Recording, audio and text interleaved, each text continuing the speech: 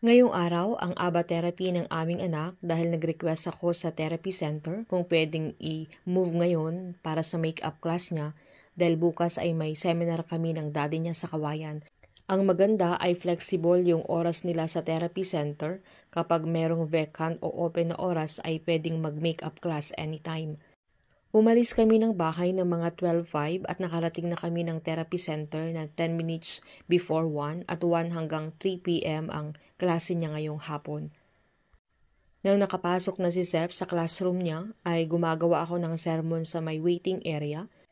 Dinala ko yung laptop ko para unti-unti kong matapos hanggang Sunday dahil ako ang naka-schedule na mag-sermon sa church at ang hirap isingit pero hindi pwedeng yun ang maging excuse para hindi gawin yung dapat nating tapusin. Say hi, Mommy! Say Hi! hi! Hi! Hi! Nang pauwi na kami ay gutom na siya, hindi pa siya tapos nag-snack kaya nag-snack na siya sa loob ng sasakyan. Mula po nung nag-post ako ng mga videos namin sa journey ng aming anak sa kanyang autism journey, may mga tumatawag, ang dami pong nagtitext concerning sa ganitong sitwasyon.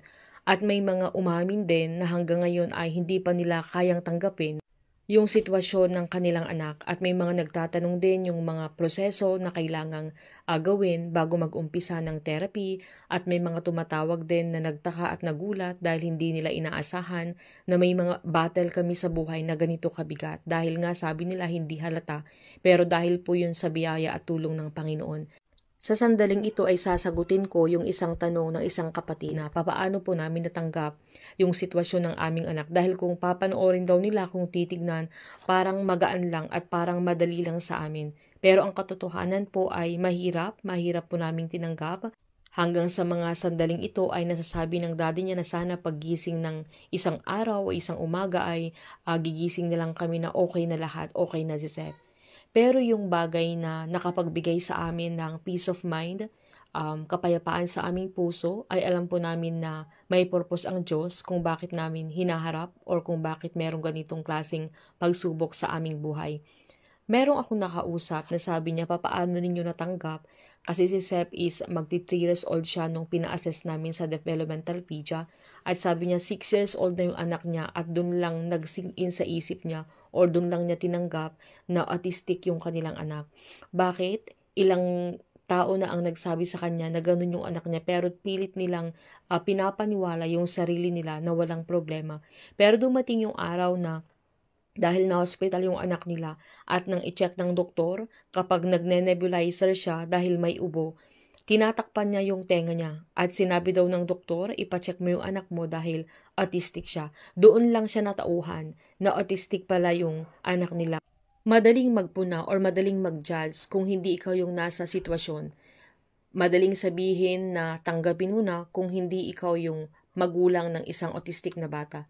Pero kung ikaw ang nasa kalagayan ng mga autistic mom, mahirap po talaga, lalong-lalo na inaalala ang mga anak.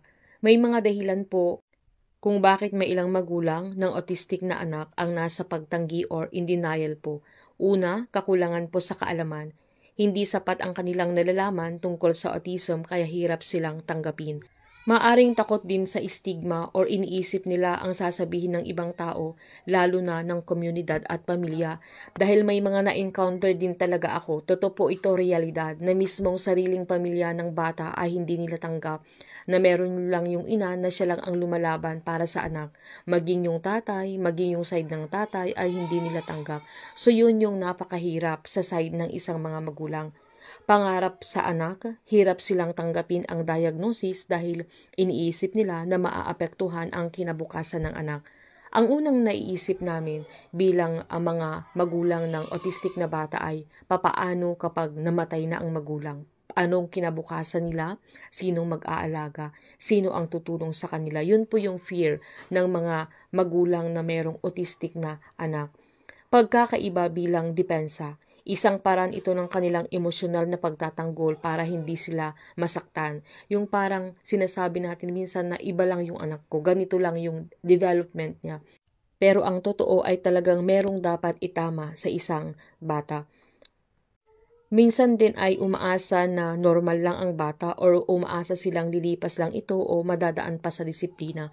Ang isa ding fear ng mga magulang ay yung bullying, na kapag inamin or kapag nalaman ng ibang tao ay mabubuli ang anak.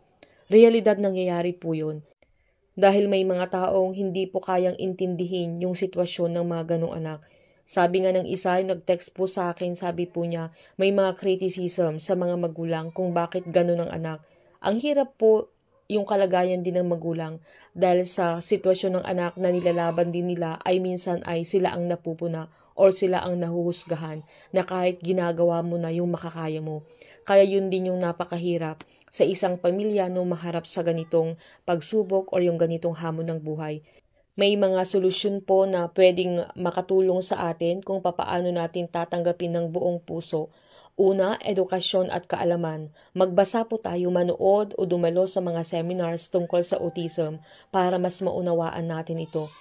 Ang pangalawa, pagsangguni sa eksperto or kumonsulta sa developmental pediatrician, yung po yung mga DepEd na sila po ang nagdadiagnose sa mga ganitong bata, sa psychologist or sa therapist para sa tamang gabay dahil sila po ang makakatulong sa atin. Sumali sa mga support groups, makipag-ugnayan sa kapwa magulang na may anak ding may autism. Makakatulong ito sa emosyonal at praktikal na aspeto. Totoo po ito. Sabi ko nga mula po nung nag-upload na po ako ng mga videos, may mga nai-encourage po sa mga videos. Merong napapalakas dahil ang sabi nga kaya nila, kaya din namin.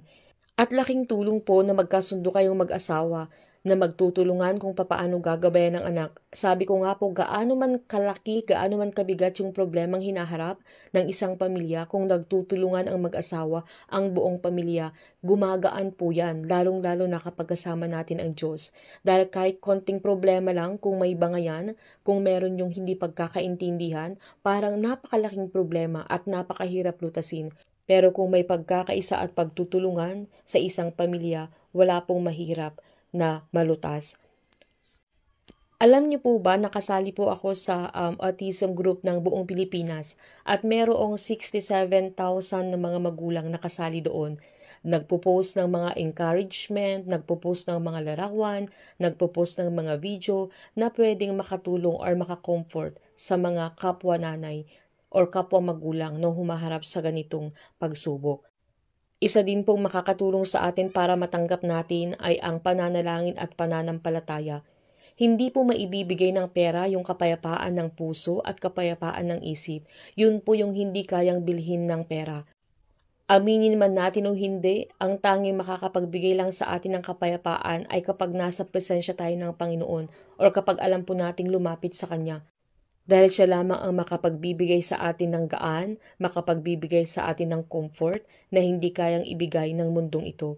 Kaya tutulungan tayo ng Diyos na matanggap kung ano man yung pagsubok na ating kinakaharap. Kailangan natin tanggapin ang katotohanan, hindi ang takot. Maunawaan ng maagang pagtanggap ay daan upang mas mabigyan ng tamang suporta ang bata. Dahil kung patuloy po nating i-deny yung kalagayan ng ating anak, mahihirapan po at affected po sila na imbis na bibigyan po sila ng mas maagang intervention. Huwag kang matakot sa mga tao, mas matakot tayo para sa ating mga anak. Tignan ang lakas ng anak, hindi ang kakulangan. Kilalanin ang mga kakayahan ng anak at hindi lang ang kanyang limitasyon dahil meron po silang kanya-kanyang abilidad at meron po silang kakayahan na wala po sa ibang bata. Very unique po sila. Kaya ito yung makakatulong sa atin upang magawa nating tanggapin yung sitwasyon ng mga ganitong bata. Deserve nilang maramdaman yung pagmamahal at pagtanggap ng isang pamilya.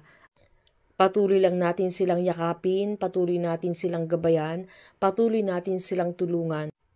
Dahil sa bawat araw ng kanilang buhay, wala silang ibang kakapitan kundi tayong mga magulang. Kaya dapat tayong magpalakas, huhugot tayo ng lakas mula sa Diyos. Lagi nating tandaan na ang pagtanggap ay isang proseso. Ang bawat magulang ay may kanya-kanyang oras. Ngunit mas maagang pagtanggap ay mas makakabuti para sa anak at buong pamilya. Hindi ko lang po inaasahan na may mga mag-PM at may mga tatawag para po palakasin kami at may mga nai-encourage din po sa testimony po ng aming pamilya. So patuloy lang po tayo gaano man kalaki yung problema o hamon ng ating mga buhay. Sama-sama po tayong tumindig, sama-samang manalangin at sama-samang lumaban para sa ating mga anak. God bless po sa ating lahat.